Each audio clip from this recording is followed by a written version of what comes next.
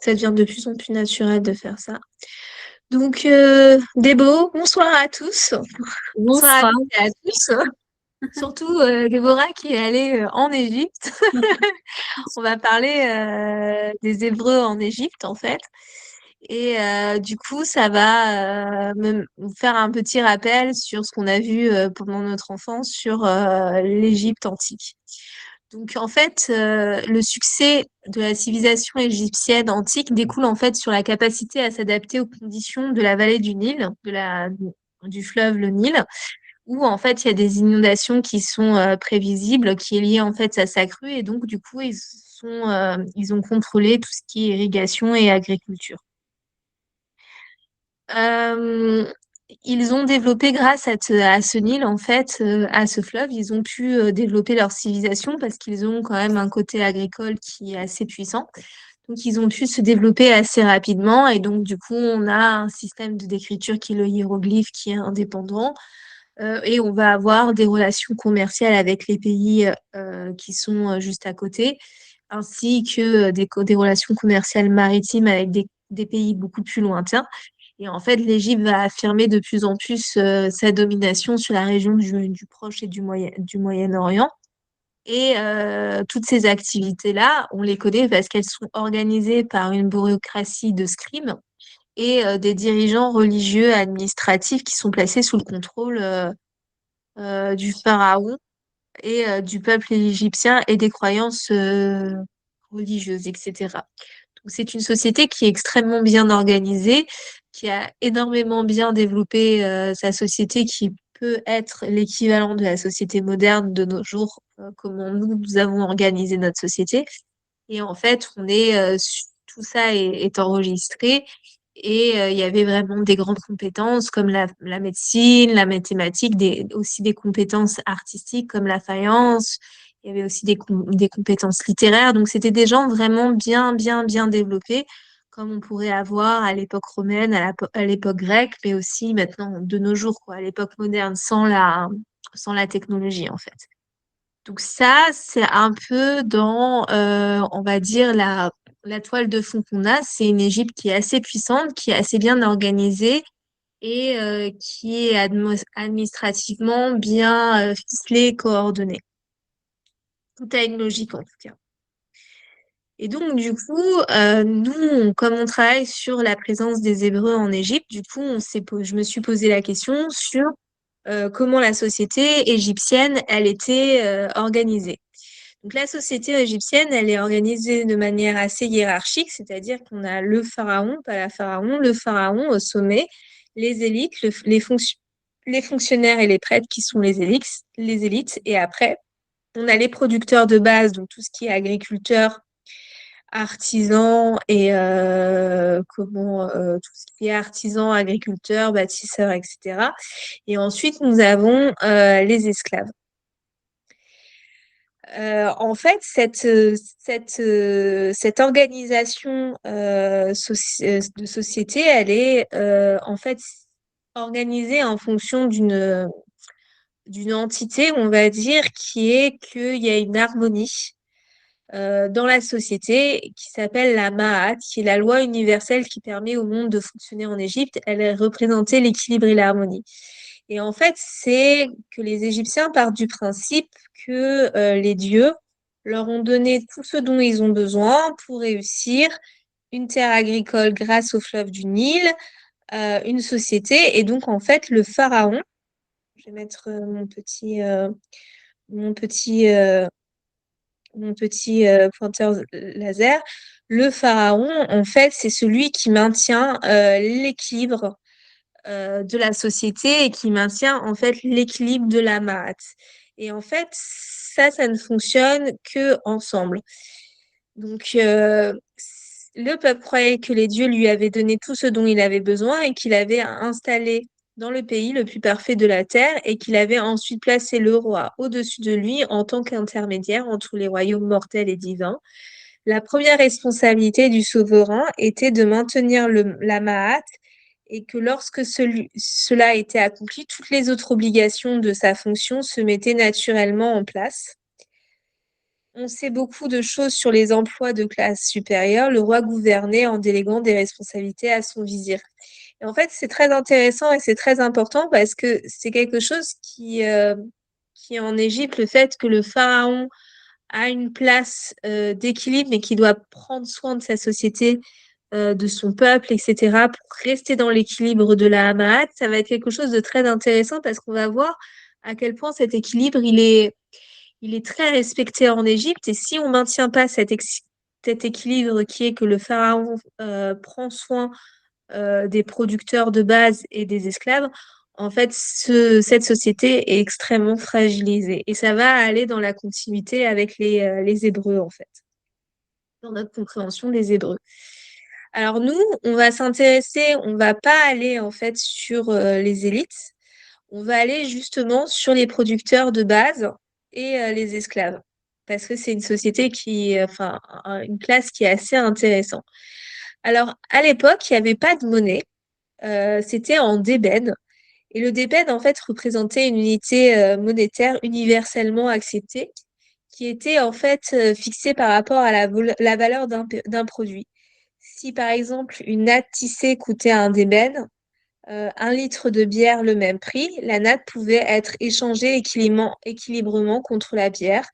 Les travailleurs étaient régulièrement payés en bière pour une journée de travail car la bière était considérée comme plus saine à boire que les eaux d'Égypte et plus nutritive aussi.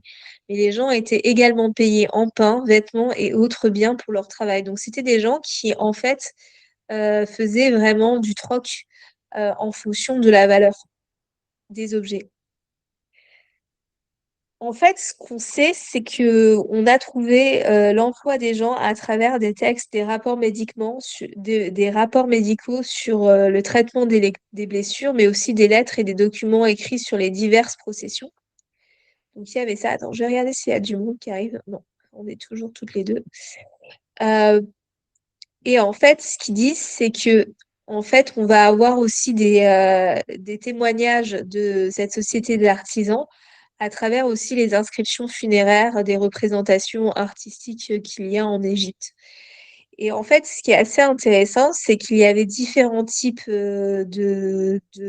d'artisanat. Donc, on voit les pêcheurs, on voit aussi les médecins et on voit en fait la stèle qui est la stèle, je ne l'ai pas marquée, qui est en fait la satire des métiers. En fait, c'est une stèle enfin, c'est une œuvre littéraire qui documente toutes les diverses professions d'Égypte et ça explique en fait les blessures qu'ils peuvent avoir, etc. Et en fait, c'est une société les Égyptiens adorent travailler. Ils trouvent que c'est normal de travailler. Ils trouvent que en fait, ça participe à la société Lamaat. Et en fait, ce qui est assez intéressant, c'est que ils vont faire des corvées, mais des corvées qui sont liées à la construction de la société. Donc, par exemple, aider à construire des temples, aider à construire des palais, etc. Ça fait partie des choses qu'ils ont à faire pour la société. Et contrairement à ce qu'on croit, en fait, on n'a pas du tout de témoignages, enfin quasiment aucun témoignage d'esclaves qui bâtissaient en fait les temples et les palais des pharaons en fait. Donc ça, c'est quelque chose qui est un peu erroné, où les chercheurs n'arrivent pas vraiment à trouver vraiment d'écho à la Bible sur le fait que c'était les esclaves qui faisaient les bâtiments à l'époque de l'Égypte antique. Pour l'instant, il n'y a aucune trace. Et justement, c'était assez honorifique de faire d'être bâtisseur et de créer en fait les temples ou les tombes pour les pharaons. Alors, il y a une histoire qui est assez intéressante sur la société en Égypte. C'est que Ramsès III, qui est considéré comme le dernier bon pharaon du nouvel empire, en fait, il va faire pas mal de bêtises. C'est qu'il va, si on peut dire, il va faire une bêtise, c'est qu'il va un peu annuler cet équilibre dont je parlais, qui est l'équilibre du Maat. en fait, il va un peu le déplacer. Et en fait, ça va être assez intéressant parce que c'est quelque chose qui va être ultra remis en question par la société égyptienne et justement par les artisans. C'est que en fait, Ramsès III, il va en fait diminuer les ressources qui provenaient du tribut du commerce. Donc, quand on faisait en fait du commerce en Égypte, on avait un peu une commission. Et ça, en fait, il va diminuer de plus en plus financièrement ce commerce, mais aussi il va l'utiliser pour défendre son pays contre les peuples de la mer. Les peuples de la mer, en fait, c'est une société qui va, c'est un peuple qui va en fait venir d'Europe et qui va envahir le Proche-Orient en 1578. Et en fait, ça va demander énormément de campagnes militaires et de cours d'entretien des provinces, qui va faire que Ramsès III, en fait, il va se retrouver sans argent. Et donc, du coup, il va trouver un peu comme dans notre société d'aujourd'hui, il va essayer voilà, de résoudre ses problèmes d'argent en arrêtant quelques dépenses, en essayant de réduire les commissions du commerce. Et ça va pas du tout plaire. Et en fait, on va avoir une grève des ouvriers des pharaons. Et en fait, ils vont lui reprocher de pas donner assez d'argent et justement pour les bâtisseurs. Ces ouvriers qui étaient parmi les artisans les plus respectés et les mieux rémunérés d'Égypte, ils construisaient et décoraient les tombes et en fait, du jour au lendemain, ils vont pas être rémunérés et ça, ils vont faire une grève. Et en fait, ça va être extrêmement mal pris parce que c'est des gens qui construisaient les tombes des tombeaux des rois, en fait, à Thèbes. Et en fait, c'est quelque chose qui va être extrêmement mal vécu. Et donc, du coup, en fait, le salaire mensuel de ces ouvriers arriva avec presque un mois de retard et ça va pas du tout plaire aux ouvriers. Et donc, les ouvriers vont se mettre en grève et au fur et à mesure, c'est comme ça que la société égyptienne va tomber. Parce qu'en fait, l'équilibre dont je parlais, qui est la Mahat, va en fait s'effondrer parce que le pharaon devait prendre soin de son peuple. Et en fait, au fur et à mesure, cette distance entre lui et son peuple va se faire. Et en fait, petit à petit, il va se retrouver dans une situation qui est pas forcément positive et ça va être le déclin de la société en fait égyptienne au fur et à mesure qui va commencer en fait avec cette grève des ouvriers des tombes. Et comme j'ai dit, en fait, les bâtisseurs des tombes de Dir al-Medineh, ils ne vont pas du tout, ce ne sont pas du tout des esclaves et ce sont comment, un travail qui est assez prestigieux. Donc du coup, maintenant, ça va? Vous suivez? Tu peux me donner un petit pouce vert? Tout va bien. Bien. Tout va bien? Super. Alors, en fait, du coup, comme on a parlé de la société artisanale, du coup, là, on va aller bifurquer sur les esclaves. Et là, pareil, c'est assez problématique parce que, en fait, le mot esclave en Égypte antique ne fonctionne pas vraiment, ne fonctionne pas très bien. Il fonctionne de manière assez compliquée. Et donc, du coup, c'est assez particulier. Donc, je vais lire ce qui est écrit sur mon PowerPoint. C'est que l'existence d'un esclavage en Égypte antique fait l'objet d'un débat parmi les égyptologues, aussi bien dans sa définition que dans son application. Si les spécialistes s'accordent pour dire que l'esclavage tel qu'il est se pratiqua dans la Grèce antique, il n'a pas vraiment existé en Égypte avant la période ptolémaïque. Qu'est-ce que ça veut dire? Ça veut dire qu'en fait, le mot esclave, comme on comprend en Égypte antique, comment on le conçoit, etc., en fait, on a une idée de l'esclave qui vient plus de la période de la Grecque antique que de la période égyptienne. En fait, on a plus cette notion de corvée qui est imposée à tous les grands travaux, tels que l'entretien des canaux d'irrigation ou la construction de grands monuments, pendant la période où chaque année, la crue du Nil empêchait tous travaux agricoles. Et c'est aussi sans doute une façon d'occuper la population et d'éviter les dérives les dérives auxquelles peut conduire le désœuvrement. Donc, on a des condamnations de droit commun qui se traduisaient par certains travaux forcés, etc. Donc, on n'a pas vraiment la notion de l'esclave comme on pourrait l'avoir maintenant dans nos connaissances. Par contre, il y a quelque chose qui est assez problématique et assez curieux, c'est que on a ce texte qui est le Testament d'Oua, qui date en fait du deuxième millénaire de notre ère, quoi, avant notre ère. Et en fait, ce qui est assez intéressant, c'est que en fait, ce testament va parler d'un asiatique. J'essaye de le trouver, de trois asiatiques que m'ont légué mon frère. C'est un peu cette notion textuelle qu'on a aussi dans la Bible, qui est assez intéressant. Au deuxième mois de la saison d'Arker, jour 18, testament fait par le prêtre Ouab, supérieur de la filleule de Sobed, maître de l'Orient. Ouah, j'ai fait un testament en faveur de mon épouse Séphet, surnommé Téti, concernant tous les biens que m'a légué mon frère Arkéchni, ainsi que la totalité du mobilier en place, bref, l'ensemble de ce qu'il m'a légué. Elle les donnera à qui il voudra des enfants qu'elle aura eus de moi. Je lui lègue trois asiatiques que m'a légué mon frère. Elle les donnera à qui voudra de ses enfants. Donc, ce qui est assez intéressant, c'est que là, on a en fait l'idée que l'esclave devient un objet. Et donc, ça, c'est aussi quelque chose qui est intéressant, mais ça s'appelle les Asiatiques. Et en fait, les Asiatiques, c'est un terme qui va être assez redondant dans l'Égypte antique. C'est en fait un peuple qu'on appelle Ahamou en égyptien et qui veut dire en fait asiatique, qui veut dire en fait, quand on les a reconnus, c'est des gens du Levant, ça veut dire le Liban, Israël, Palestine et la Syrie.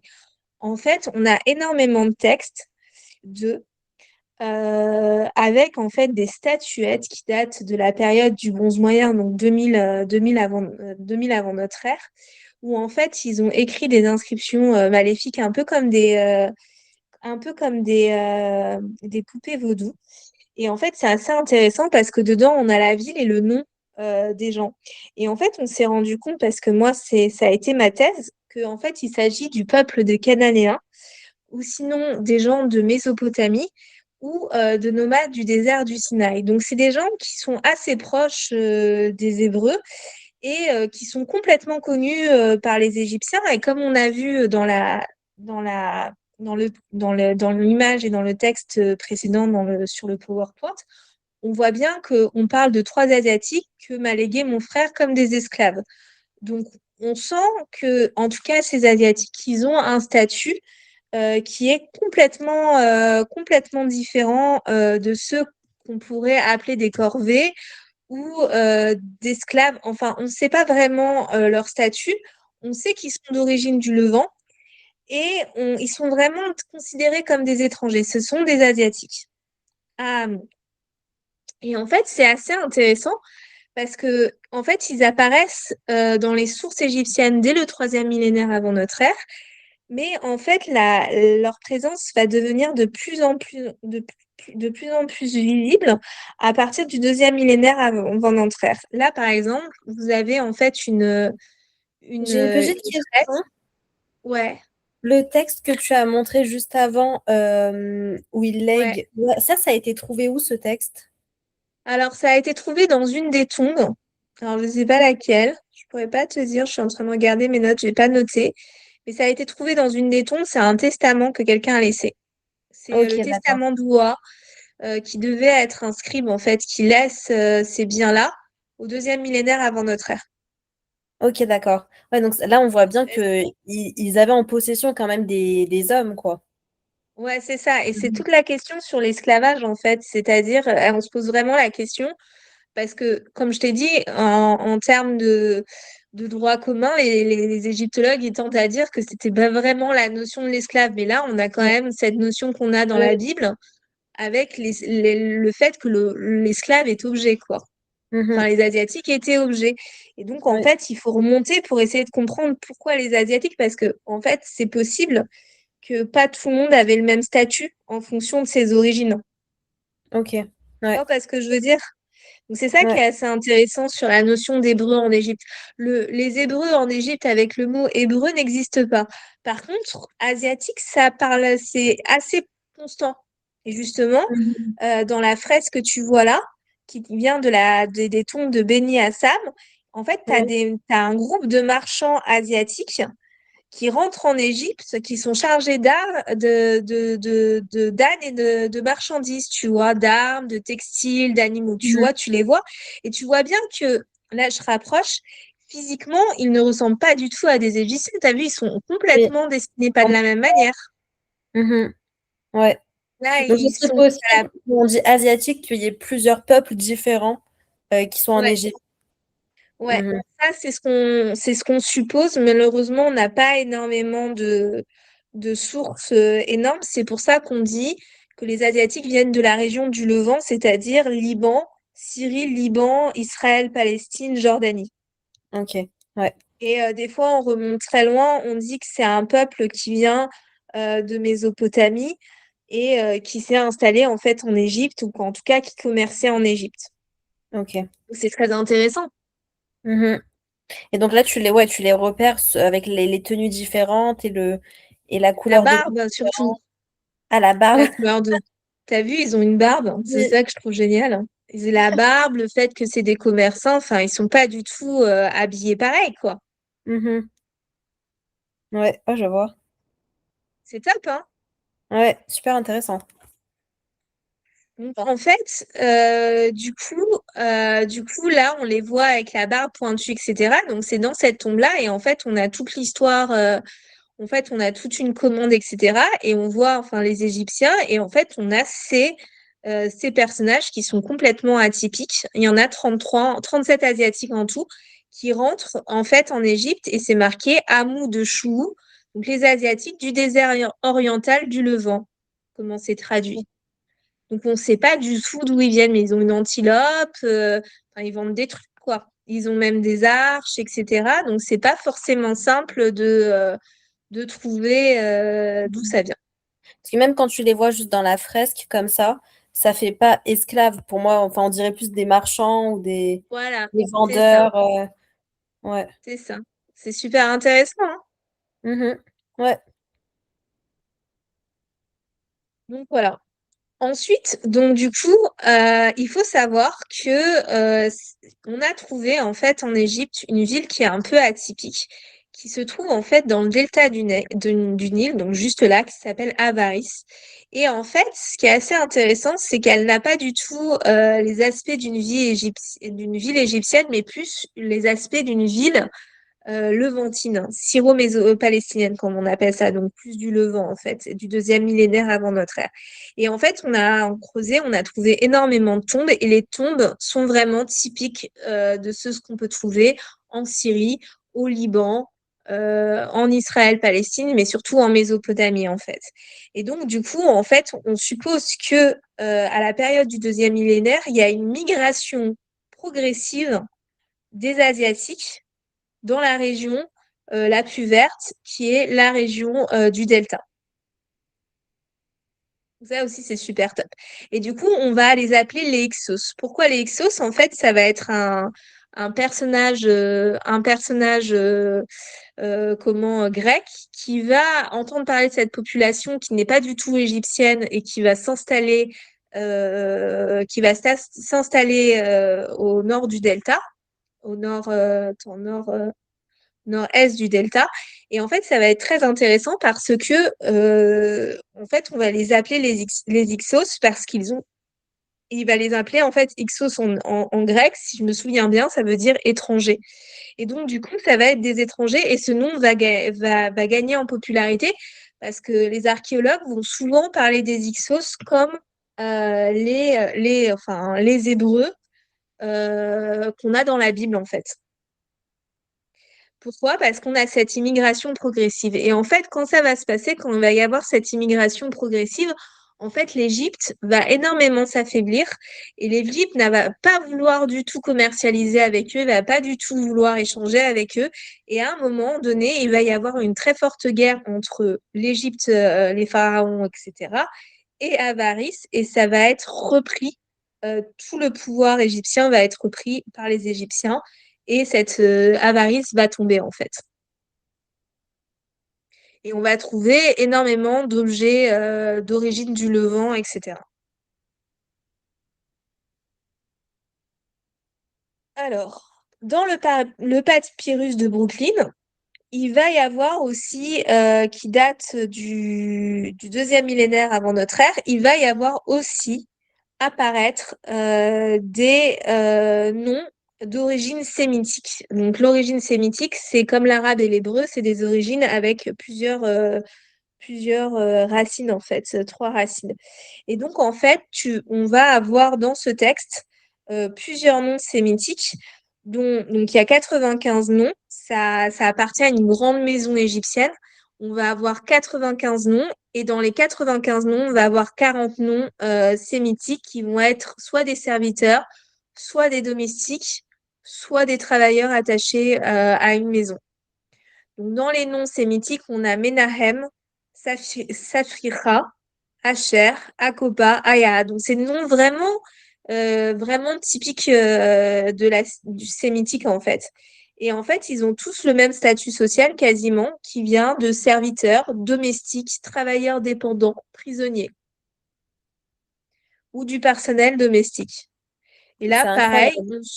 ouais, et pareil, on suppose qu'ils viennent du Levant, en fait. De C'était la quoi ce région. papyrus? Ça Comment? disait quoi? C'était quoi ce papyrus Brooklyn? En fait, c'est un papyrus qui est, tu vois, un peu ce que tu fais, hein, tu sais, c'est une liste en fait, de personnel avec leur statut. C'était des gens qui étaient énormément dans l'administration, les Égyptiens, donc ils notaient tout. Donc, par exemple, là, dans cette grande maison, ce papyrus, en fait, il y a 95 noms qui travaillaient dans cette grande maison Ah, égyptienne et ok, 40 noms sémitiques qui étaient des serviteurs domestiques, travailleurs attachés à une maison, en fait. j'ai compris.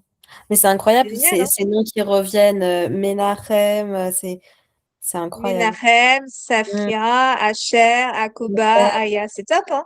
Ouais. Et Et donc, même du coup, c'est du... dans la Bible, enfin, moi je me souviens on apprenait que la particularité des Hébreux en Égypte, c'est qu'ils avaient gardé leur nom, Ouais, qu'ils avaient toujours gardé leur nom hébreu, qu'ils n'avaient pas pris des noms égyptiens. ouais. Tout à fait. Bah là, c'est pareil et c'est assez intéressant parce qu'on a 40 noms sémitiques. Incroyable. Mm. Du coup, ça nous amène à une conclusion. En fait, on va aller sur une réflexion scientifique de tout ça. C'est que est-ce qu'il y a vraiment des Hébreux? Est-ce qu'il y a vraiment une preuve des Hébreux en Égypte? Et donc, on va avoir la réponse des scientifiques parce qu'on a fait notre enquête, etc. Et donc, il y a Thomas Romer, qui est un très, très grand académicien français, qui parle du rôle de l'Égypte dans la formation de la Bible hébraïque. Et en fait, il va dire que l'Égypte est centrale dans la mémoire biblique. L'Égypte est l'empire le plus mentionné dans la Bible hébraïque, environ 660 fois. Cette présence massive montre qu'elle occupe une place centrale dans la mémoire historique et théorique d'Israël. Cependant, l'image de l'Égypte est ambivalente. Parfois, elle est ennemie et oppressive. Parfois, c'est un lieu d'accueil et de prospérité. Cette tension reflète des contextes historiques et idéologiques différents dans lesquels les textes bibliques ont été écrits.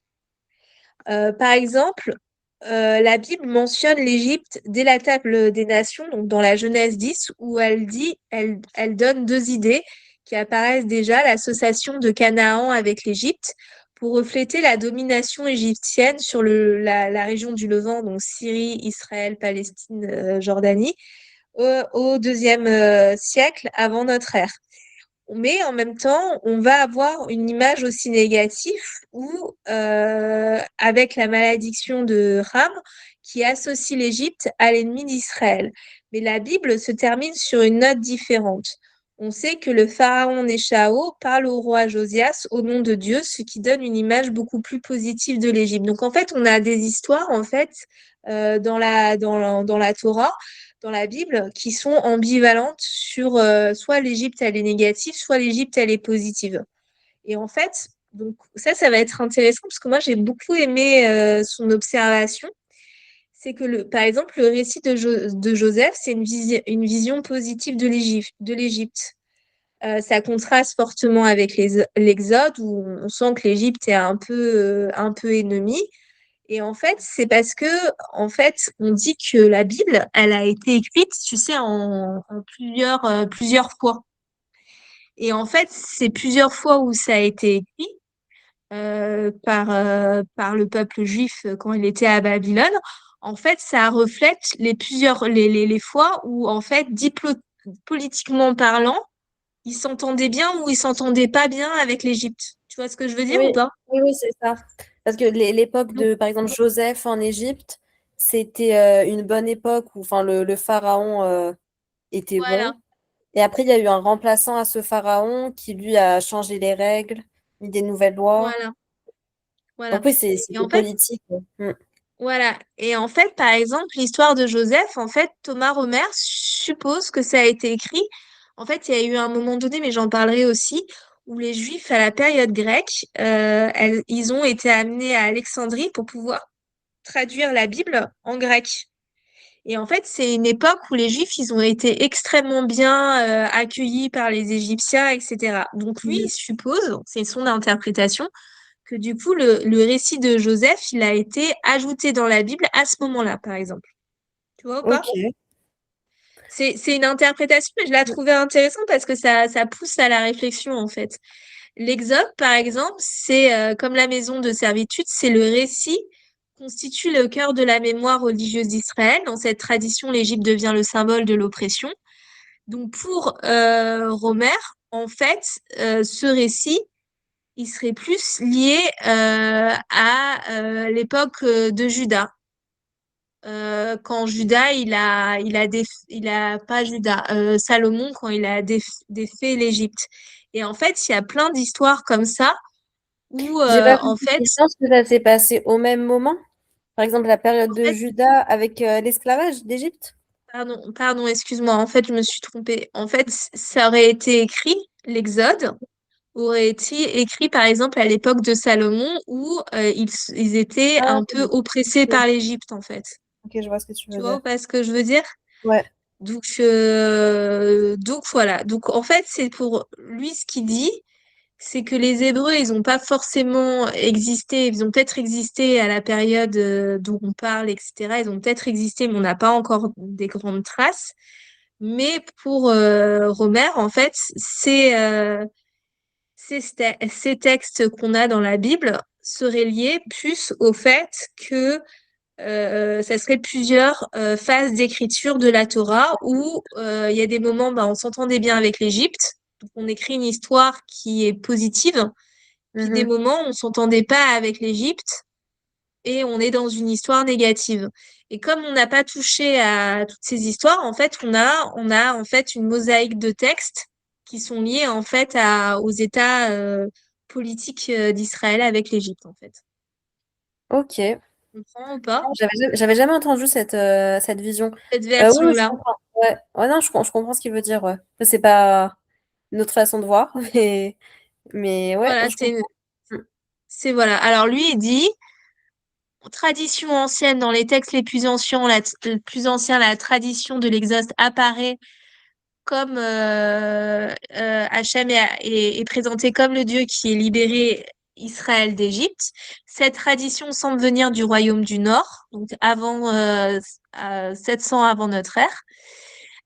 C'est le symbole de l'oppression et de la domination étrangère. Et en fait, en 700 avant notre ère, on veut montrer que Israël est un royaume indépendant, qui est un royaume fort. Donc, tout ce qui est envahisseur comme l'Égypte, on le voit comme quelque chose d'oppression, d'oppresseur.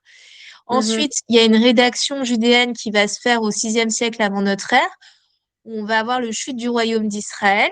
La tradition arrive en Juda, les rédacteurs vont écrire le récit de l'Exode, et utilise l'Égypte comme l'exemple de domination étrangère dans le livre de prophète. Attends, je te lis tout. Et Mm. en fait, tu vas avoir que l'Égypte, en fait, c'est une puissance trompeuse Et pourquoi? C'est parce que en fait, les Judéens se retrouvent en fait en Assyrie, en Babylone et en Égypte. Ils sont séparés par la galoute, en fait. C'est la première galoute. Et ensuite, il y a l'époque perse avec l'apparition d'une vision positive. Dans les textes plus tardifs apparaît une vision très différente. Exemple, le récit de Joseph. Selon Romer, ce récit est probablement une nouvelle diaspora écrite en Égypte, reflétant la vie des Juifs dans des colonies comme Éléphantine. C'est au moment où ils ont réécrit la Bible à la période grecque, en fait. Et donc, du coup, on voit l'Égypte comme quelque chose de positif. Et ensuite, on a à l'époque hellénistique l'universalisation. Certains textes tardifs, voire encore plus loin, ils imaginent que l'Égypte adore Hachem. Israël, l'Égypte et la Syrie sont tous bénis ensemble. Et donc, on arrive en fait au texte prophétie prophétique où les nations en fait vont accepter Israël, etc. Et ça, c'est parce qu'on est à la période hellénistique où tout se mélange et tout est chouette, en fait. Ok. Donc là, c'est son interprétation. Oui. Ouais, mais c'est Donc, intéressant. Il fait des parallèles du coup avec PC. ouais, Alors on y va. on se tient au courant Ouais, pour on se la lâche prochaine pas, hein. séance et on se lâche pas, on s'oublie pas. Je regarde pas l'émission Netflix, hein. Pas avant de rentrer à Ah non, Dubaï. moi non plus, hein. Je t'attends pour le verre de vin et tout, Moi les aussi, je t'attends. sushis et tout ça. Pour 5 minutes